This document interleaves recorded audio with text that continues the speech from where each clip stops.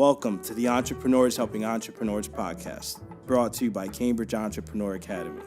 On today's episode, John Sortino and Myke Conley discuss how to start your business from scratch. Hi. Well, today I love this topic, Myke, because it's about how to start your business from scratch. And there's a lot of, with all the members that we've talked to, a lot of people have started it differently. Yep. So this is a pretty interesting topic. Myke and I answer this question. We work with members who have started a business from scratch or a lot of different ways in the academy, so we have a good experience with this. So I've got a few notes here, Myke. Mm-hmm. So I think that the first thing to do when you're starting a business from scratch is ask yourself, do you want to be an entrepreneur? Why do you want to be an entrepreneur? And kind of get into the mindset of being an entrepreneur, right? I agree. You got to, it's kind of like people, there's a lot of, I think, false things about what it means to start up a business from scratch. Sometimes people think they need to get someplace in a year. But the faster you start doing it, the more you learn about business as fast as you can, the further you'll get. So, and also with some kind of like background. But basically, the first part you have to get to is you have to have the mindset to want to start it from scratch. You know, do I want to do this? In my case, at the Teddy Bear Company, I figured out a business I could start from scratch because I figured it didn't cost me much to buy the material for the teddy bear. I went to the fabric store to buy the material. I could get patterns there. I bought myself a sewing machine, bought the stuffing and stuff like that, then began selling my bears in retail outlets throughout New England. Mm-hmm. In fact, in this town, I think I sold some bears. That's kind of your case. That's the same thing I did with Stinky Cakes. We wanted diapers. We realized, diaper giving wasn't a cool gift. So we just wanted to figure out a way to make diaper giving fun. And we literally just thought outside the box, like how do we repackage diapers? And like you, it wasn't too expensive to get into. It was easy to test. And we were able to see who wanted the things. So we had people that were willing to buy them just from us sharing the idea. We didn't even have one yet, and people wanted to buy them. So that was kind of cool. So we knew we had to create something that people wanted. But that kind of goes back down to a lot of people ask the question, like, what is an entrepreneur? I know you have a great definition of entrepreneur, and my definition of entrepreneur is someone that identifies a problem, comes up with a solution to the problem, and then gets paid for that solution. And what's your definition of entrepreneur? I think that an entrepreneur is anyone who decides to be an entrepreneur any time they want to be an entrepreneur. Just a mindset. Mm-hmm. I want to do this. And because you could go for 5 years without making any money pursuing an idea, but staying on the track of where you want to be, you'll get there after 5 years because it's kind of a path you got to take. Like in my case, people weren't asking for my teddy bears. The first bear I made, I didn't sell a lot of them. Mm-hmm. But I figured out how to make it, so I really got into the business I started a business without hardly anything, mm-hmm. which is not that hard to do. It doesn't take a lot of money to start a business. No, it doesn't. Start a business with an idea. We have members that have started a business to get into a specific industry, like the solo industry. And basically, they've got a plan put in place to start their business and to kick it off this spring, I believe. And that's what it takes to be an entrepreneur. It's like, this is what I'm going to do.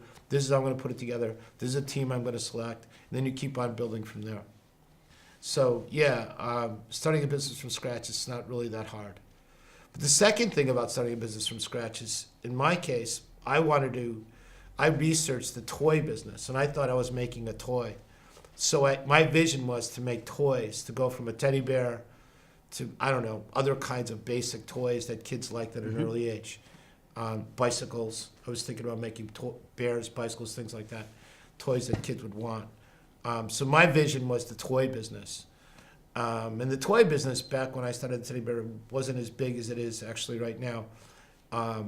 But when you start a business from scratch, you have to have a vision. How about, what was it with your Stinky Cakes? Well, I understood there was about, I think maybe at the time, like 2 million babies being born a year, and I knew which state had how many babies. And I mean, the data was out there to say, right. Man, listen, there's a lot of people that could buy these gifts. So when I first started, my idea was to sell Stinky Cakes to people that were hosting baby showers. Because when we came up with the idea, it was like, okay, we'll make the diapers match the cake, the edible cake at a baby shower. So that was our plan. And then we realized if we actually, after talking to you and you helped me understand more about the gift market, I realized that if I could market to the guy of the pregnant person, the mother, the best friend, the employee. I mean, the employer of the pregnant person. I now had 4 different opportunities to get this person diapers. Mm-hmm. So once I was able to think differently about the market and actually who would buy the product, then we started to sell more of them. That's when we started teaming up with hospitals and then different gift shops and floral companies and started to get the idea to spread through that. But one of the bigger things was with your help, you helped me identify who these people were that would buy the thing versus that one track thinking for me of the person that hosted the baby shower. Right. Well, I think one of the mistakes that people make when they first start a business up is that they think they need a lot of product, and so they produce a lot of stuff, and then they figure out, oh, how do I sell it? Right, backwards. So the most important thing I think about starting a business from scratch is that you have to eventually figure out the selling part. So the idea part is interesting, but the selling part is where it really gets it. And the selling part doesn't take it doesn't take a lot of money. It just takes a lot of effort and time and working on it. Well, yeah, because like it goes back to understanding who's gonna buy your thing, and if a lot of people, they go based on what they want, and I always like to say if you go based on what you want, you have a customer base of one.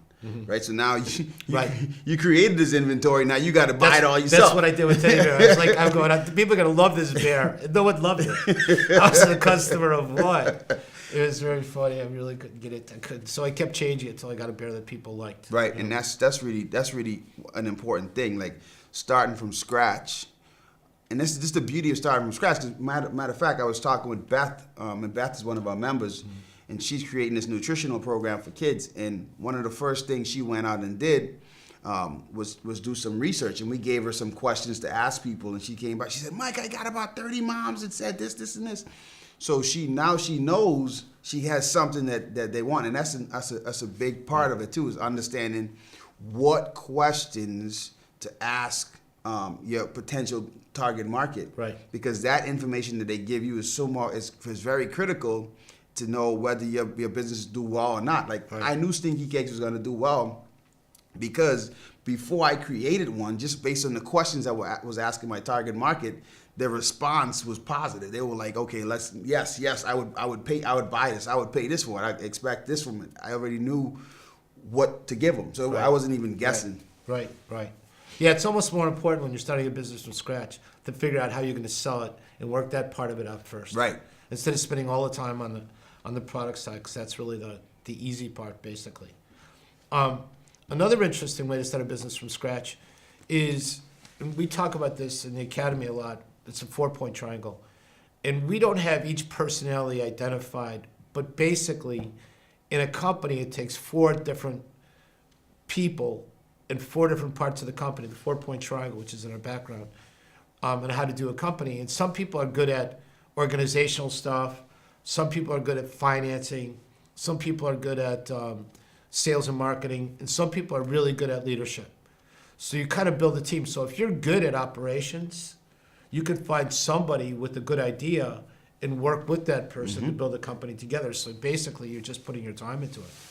So you could really, a lot of companies have done well like that. I mean, all the big companies like Facebook, when he was starting with his team of people, and Jobs and started with, all these people made a lot of money by working with the guy that had the idea, then building that business together.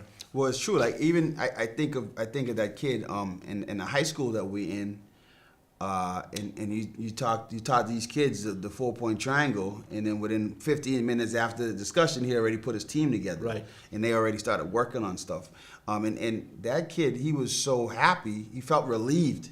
And it's just like the members when they watch the 4-point triangle course, just the relief that comes, because now they understand, I don't have to do everything myself. Right. Here's what I'm good at. Right. Here's what I'm not good at. But you know what? My friend Susie is good at this thing. Let me see if, and then we showed them how to get people to come in with your business for stock.